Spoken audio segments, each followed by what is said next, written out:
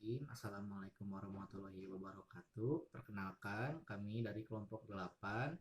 Kami akan menjelaskan tentang teori prasangka dan teori diskriminasi. Pertama-tama, terima kasih kepada Ibu Luffy telah memberikan kami waktu untuk mempresentasikan materi ini. Perkenalkan, nama saya Sultan Muhammad Faizal sebagai moderator. Pertama-tama, saya akan menjelaskan apa itu prasangka. Prasangka merupakan komponen afektif atau komponen evaluatif dari antagonisme kelompok. Prasangka adalah penilaian terhadap suatu kelompok atau seseorang individu yang terutama didasarkan pada keanggotaan kelompok orang itu. Prasangka memiliki kualitas suka tidak suka yang sama dengan dimensi afektif atau evaluatif yang telah dibahas dalam kaitannya dengan kesan dan sikap.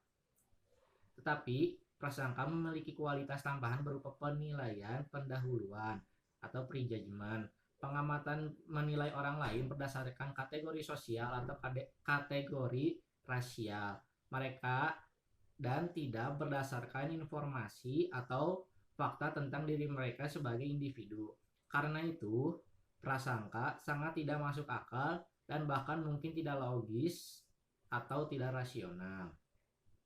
Nah, di samping itu, prasangka bisa menjadi evaluasi negatif atas suatu kelompok atau seseorang berdasarkan keanggotaan orang itu dalam suatu kelompok. Prasangka tidak hanya muncul pada sikap kelompok lain, tapi juga karena ada etosentrisme. Etosentrisme adalah keyakinan bahwa in-group lebih unggul ketimbang semua out-group dan juga dapat mempengaruhi evaluasi dari anggota in-group. Nah, selanjutnya ada teori-teori prasangka. Yang pertama, teori belajar. Teori ini dikemukakan oleh Bandura yang berpendapat bahwa belajar itu terjadi melalui model atau contoh prasangka seperti halnya sikap merupakan hal yang terbentuk melalui proses belajar. Prasangka disosialisasikan melalui orang-orang dewasa, khususnya orang tua dan orang-orang yang berada di sekitar lingkungan. Yang kedua, teori motivasional atau decision making theory. Teori ini memandang prasangka sebagai sesuatu yang dapat memenuhi kebutuhan individu atau kelompok untuk mencapai kesejahteraan yang mencakup di dalamnya psikodinamika, realistik group konflik, dan deprivasi relatif. Yang ketiga, teori kognitif. Proses kognitif menjadi hal dasar timbulnya prasangka. Hal-hal yang berkaitan dengan teori kognitif adalah kategorisasi atau penggolongan, seperti apabila orang itu memiliki persepsi tentang orang lain dan memasukkannya yang dipersepsi itu ke dalam suatu kategori. Yang kedua, in group lawan out group. Yang ketiga, kategori dapat menuju ke in group dan out group apabila adanya kategorisasi kita dan mereka dan ini menimbulkan in group dan out group. Terima kasih, itu materi yang saya sampaikan, akan dilanjut oleh rekan saya yang mencakup di dalamnya psikodinamika, realistik group konflik, dan deprivasi relatif. Yang ketiga, teori kognitif. Proses kognitif menjadi hal dasar timbulnya prasangka. Hal-hal yang berkaitan dengan teori kognitif adalah kategorisasi atau penggolongan, seperti apabila orang itu memiliki persepsi tentang orang lain dan memasukkannya yang dipersepsi itu ke dalam suatu kategori. Yang kedua, in group lawan out group. Yang ketiga, kategori dapat menuju ke in group dan out group apabila adanya kategorisasi kita dan mereka dan ini menimbulkan in group dan out group. Terima kasih, itu materi yang saya sampaikan, akan dilanjut oleh rekan saya. Baik, assalamualaikum warahmatullahi wabarakatuh. Saya di sini akan melanjutkan materi selanjutnya, yaitu sebab timbulnya prasangka. Konflik langsung antara kelompok. Berdasarkan teori konflik realistik, di mana prasangka muncul karena kompetisi antara kelompok sosial untuk memperoleh kesempatan atau komoditas yang berharga, yang berkembang menjadi rasa kebencian, prasangka, dan dasar emosi. Hal ini dapat dilihat pada konflik yang terjadi di Ambon atau Kalimantan itu contohnya. Pengalaman awal. Berdasarkan teori pembelajaran sosial, prasangka dipelajari dan dikembangkan dengan cara yang sama, serta melalui mekanisme dasar yang sama juga. Seperti sikap yang lain, yakni melalui pengalaman langsung dan observasi Tionghoa tersebut. Selain itu, media massa juga memiliki peran dalam pembentukan prasangka. Kategorisasi sosial, yakni kecenderungan untuk membuat kategori sosial yang membedakan antara in-group dengan out-group. Kategori sosial ini menjadi prasangka dapat dijawab berdasarkan teori identitas sosial dari Tazvel. Teori ini mengatakan bahwa individu berusaha meningkatkan self-esteem mereka dengan mengidentifikasikan diri dengan kelompok sosial tertentu. Namun, hal ini terjadi hanya bila orang tersebut mempersepsikan kelompoknya lebih superior pada kelompok lain yang menjadi pesaingnya. Stereotip. Ketika sebuah stereotip diaktifkan, trait-trait inilah yang dipikirkan. Stereotip mempengaruhi pemrosesan informasi sosial dan lebih mudah diingat, sehingga diproses lebih cepat dan mudah diingat. Sehingga mengakibatkan terjadinya seleksi pada informasi-informasi yang konsisten terhadap stereotip akan diproses, sementara yang sesuai stereotip akan ditolak atau diubah agar konsisten dengan stereotip. Materi selanjutnya, cara mengatasi prasangka sosial. Langkah-langkah yang bisa dilakukannya yaitu sebagai berikut. Yang pertama dengan cara mengadakan direct intergroup kontak, seperti yang dikemukakan oleh Alport yang dikenal dengan teori kontak. Kontak atau hubungan secara langsung, secara berkesinambungan atau berkelanjutan akan mengurangi prasangka yang ada. Yang kedua dengan cara mengadakan kerjasama atau kooperatif interdependence. Anggota suatu kelompok yang berprasangka terhadap kelompok lain diadakan kerja untuk mencapai tujuan bersama. Mereka saling bergantung satu dengan yang lain untuk mencapai tujuan bersama tersebut. Cara di sini saya akan menjelaskan mengenai diskriminasi. Diskriminasi hampir sama dengan prasangka. Kadang kedua kata ini digunakan secara bergantian. Perbedaannya ialah prasangka digunakan untuk sikap, sedangkan diskriminasi untuk tindakan. Contohnya ialah menganggap orang negro itu orang bodoh adalah prasangka, sedangkan melarang mereka bekerja atau bersekolah pada lembaga tertentu karena mereka berkulit hitam adalah diskriminasi.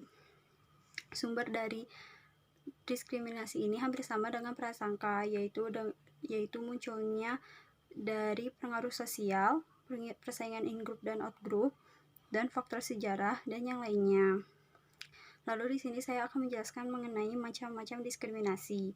Seperti halnya prasangka, diskriminasi ini juga beragam jenisnya tergantung perbedaan objek diskriminasinya. Saya akan menjelaskan mengenai rasisme. Menurut G. Jones dalam Brigham 1991 menyatakan bahwa rasisme adalah suatu aspek pembeda secara rasial pada suatu budaya yang diterima oleh banyak orang dan mendorong kompetisi, perbedaan kekuasaan, dan perlakuan yang tidak semestinya terhadap anggota kelompok lain. Perbedaan perlakuan ini dapat dimanifestasikan secara individual maupun secara melalui struktur sosial dan institusi resmi. Perbedaan perlakuan melalui institusi adalah perbedaan dalam hukum, sistem pendidikan, lapangan kerja, kebijakan imigrasi, agama, dan yang lainnya.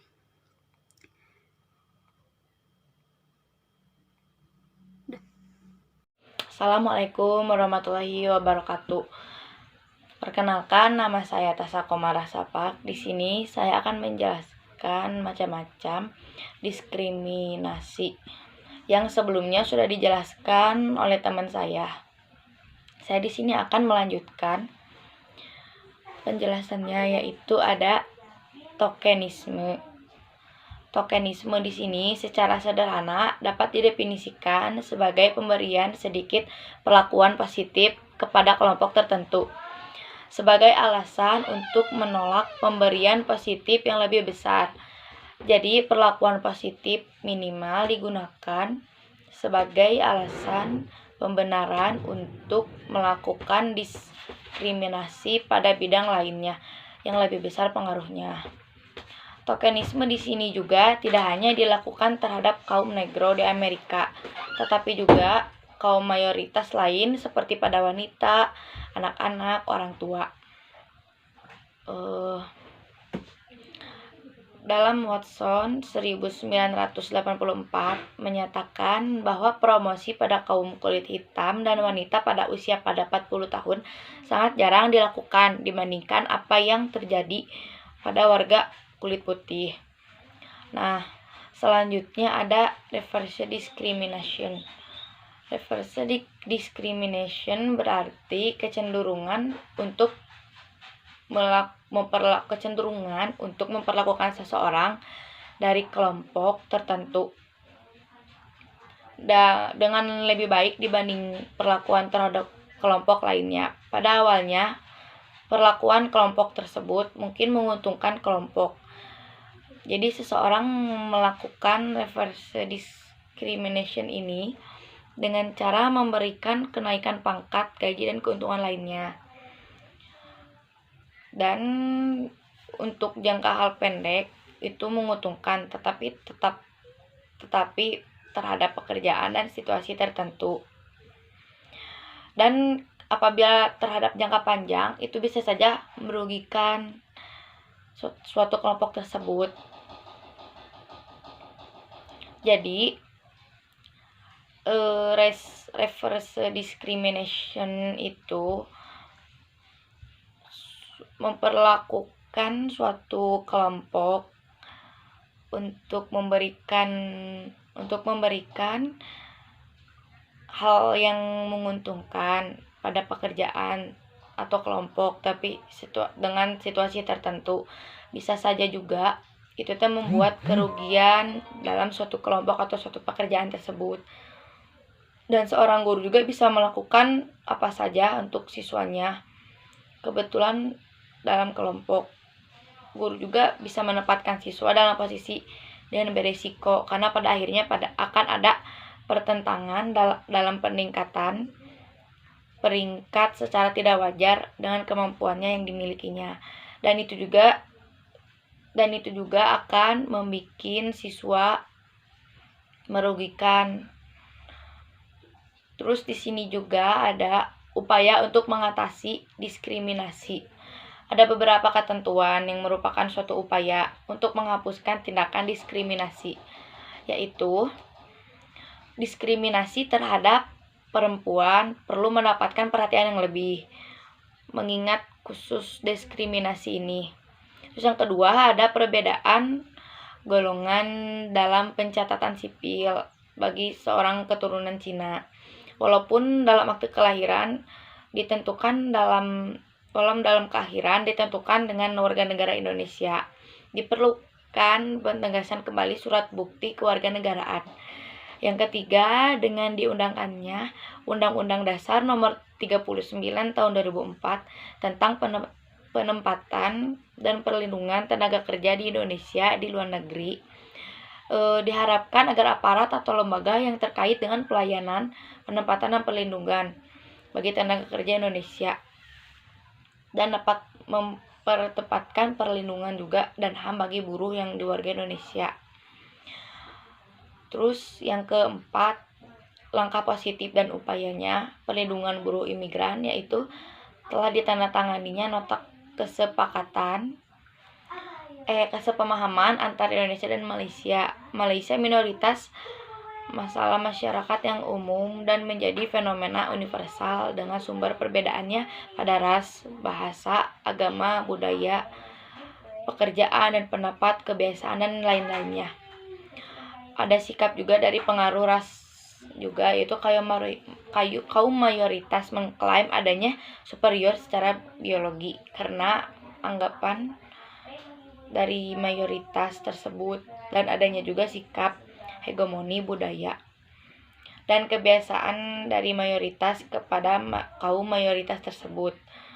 Nah, cukup sekian yang bisa saya sampaikan. Mohon maaf apabila ada kekurangan. Wassalamualaikum warahmatullahi wabarakatuh.